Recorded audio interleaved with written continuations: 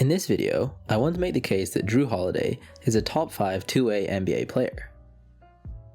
I'd hazard a guess and say that the vast majority of NBA fans didn't even consider Holiday to be an elite player until they saw his historic performance in the Pelicans sweep of the Trailblazers in the first round of the playoffs this year. But those who have seen Holiday play when he hasn't been injured over the past few seasons will understand that he has the talent and plays with the effort to warrant the 5-year, $126 million deal that he secured back in July of last year. A deal that now looks like a great decision by the Pelicans when you take into account Holiday's age and the upcoming years of his basketball prime. To start, I'm going to get into Holiday's defense. The most important play in the NBA is still the pick and roll, and Holiday ranks number 1 among starting guards for defending the pick and roll by points per possession allowed. He also ranks second in the number of pick and rolls defended against, meaning that he wasn't hiding from the challenge of locking down opposing guards, and instead welcomed it within the Pelicans' defensive scheme. Of course, his defensive stats are probably helped by the fact that he plays with one of the greatest defensive big men we've seen in the past decade in Anthony Davis. Davis is a luxury that allows Holiday to play aggressively on the opposing guard with the knowledge that Davis can bail him out when he makes mistakes during the play. However, even outside the pick and roll, Holiday ranks as one of the NBA's elite defenders. His 64 blocked shots ranked number 1 in the NBA for guards under 6'6". He was 7th in the league in deflections, and his hustle led him to rank 5th in the NBA in loose balls recovered, one spot ahead of Damian Lillard, which brings me to my next series of points. Damian Lillard has played in the playoffs 5 times in his career. The Pelicans, and mostly Jrue Holiday, held Lillard to by far his worst performance of those 5 appearances. He had a career low in points and field goal percentage and a career high in turnovers.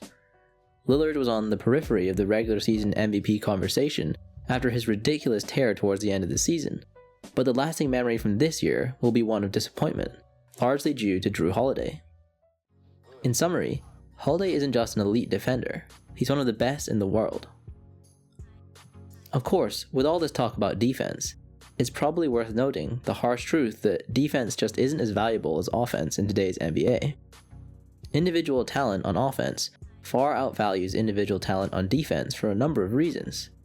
If you need proof of that, just ask yourself if you'd rather have someone like Steph Curry or James Harden over someone like Jrue Holiday. Perhaps sensibly, the vast majority of you would take Curry or Harden, just because of the rarity of an individual who can score the way that Curry and Harden score.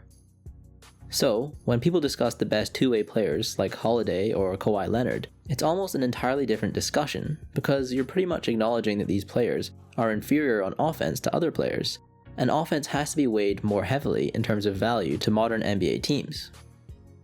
This is why when I say that Holiday is a top 5 two-way player, it isn't even controversial.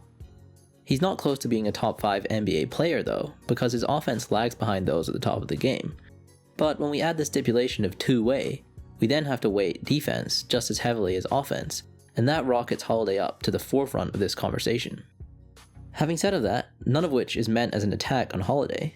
He happens to be an elite offensive player as well, as I'm about to show you. Holiday's greatest offensive trait isn't really a trait, but rather it's the complete nature of his game, otherwise known as versatility. For those of you who watch the shooting technique videos on my channel, you should immediately recognize that Holiday has solid modern shooting technique, and as a result, it's no surprise that he's a good shooter. His career 3-point percentage is 36, which isn't quite elite, but it's high enough to force players to respect his shot when he runs pick and rolls. He really excels when he gets into the mid-range, however, where he ranked 16th in the NBA in terms of field goal percentage. Due to his size, he also has the ability to post up, particularly against smaller guards, which opens up options for the Pelicans' offense. And, while his assist totals have taken a hit because of the minutes he now shares with an all-time passer in Rajon Rondo, Holiday has broken 8 assists per game in one season in his career, and 7 assists per game in 3 different seasons, making him an above-average passer as a starting NBA combo guard. Holiday was able to put together the best scoring season of his career this year, and with his new mental aggressiveness, he has put his size and quickness to work. He's explosive enough to put pressure on any player guarding him, and he actually ranks 8th in the NBA in restricted area field goal percentage outside of the big men who always dominate that list due to the nature of their shots in at the basket. So, to summarize, Holiday isn't quite dominant on offense yet, but he's certainly approaching that level.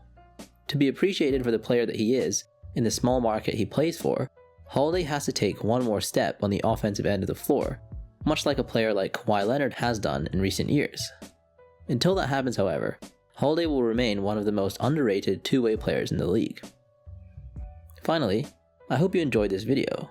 If you did, make sure you subscribe to see more NBA content like this in the future. And if you're interested, check out my other videos and social media, all of which I've linked in the description box below. Thanks for watching.